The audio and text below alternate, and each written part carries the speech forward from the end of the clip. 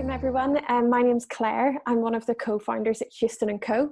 And I'm delighted to be joined today by Doug Manuel. Claire, it's really a big pleasure to be with you today. And kind of before the corona crisis, you had a physical team helping you. And now you've done that move to the virtual business support. What was it for you that drove that move and that change from physical to virtual? I think all the way through, one of the things that I've been concerned about is always the way how to keep overheads low. So the amount of musicians that I work with who would have absolutely loved for me to put them on salary, but it just was never possible. It was always on mandate with the musicians. And then when coronavirus hit, all of a sudden anything that's live music, so anything that's theatrical, I don't think there's one theatre in the world that's open right now. Yeah. Certainly all of the corporate leadership developments and team building events essentially all cancelled or postponed. So at the beginning of coronavirus, I thought to myself, well, hang on a sec, if all the musicians are on mandate, then why not put all the admin team on mandate as well? Yeah. But of course, people are wanting a secure job, and Yeah. I think that there's something about having someone internally so that you can always rely on the same person, which I think is really, really important. Yeah. But to be honest, I'm not really quite sure why I hung on so long in terms of this way of thinking that we need people who are on salary in a small company. Yeah. It's kind of a crazy thing to do. Yeah, and I think you touched on like a really important point there, where when you have a physical employee, you have somebody that's there, that when you have these tasks to give to them, you're paying for their time. Whereas in this model, you're really just paying for productive time. Do you think that's changed which tasks, or has it changed you as a business owner in terms of how you think about kind of delegating those tasks? Because you don't have somebody waiting there for a desk, but you're really kind of paying for their productive time. There's some value in having someone around every day, just from an administrative perspective.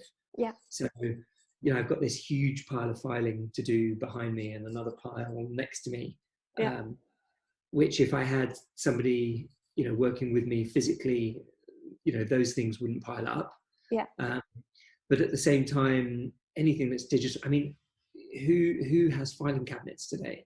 So all of our contracts are digital, all of that. So certainly a virtual assistant is going to have a greater mastery than I'm going to have on Dropbox and any of the systems that are relatively new compared to the way we used to do things. So Sure. So it just makes more sense to take a virtual assistant on to handle those things. Yeah.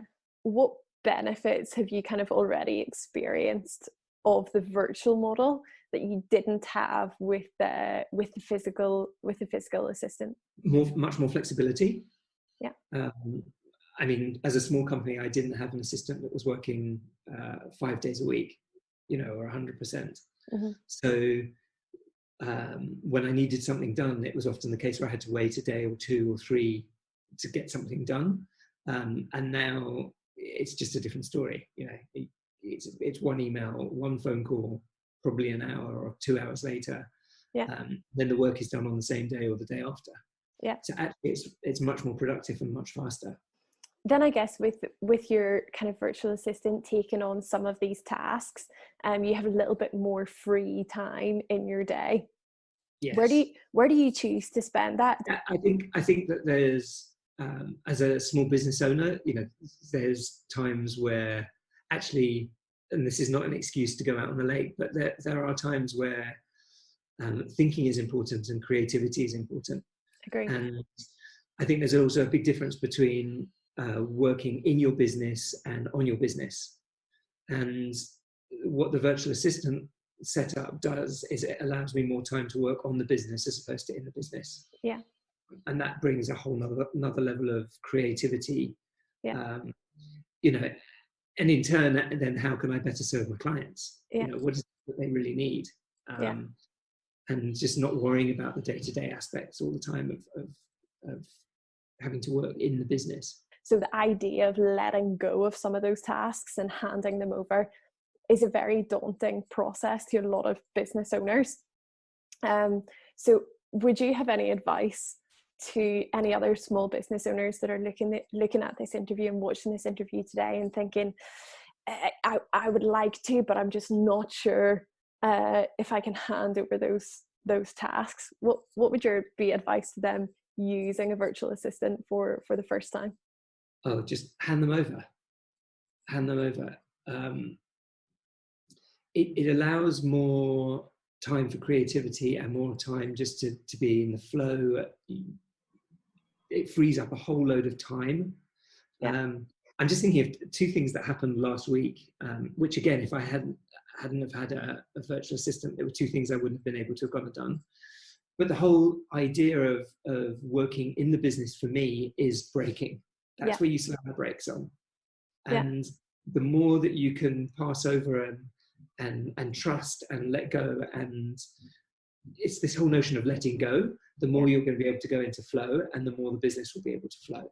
Yeah. And the more the ideas come, and the more creativity you have, and so it's about flow somehow. Yeah. And so working with a virtual assistant for me has provided that.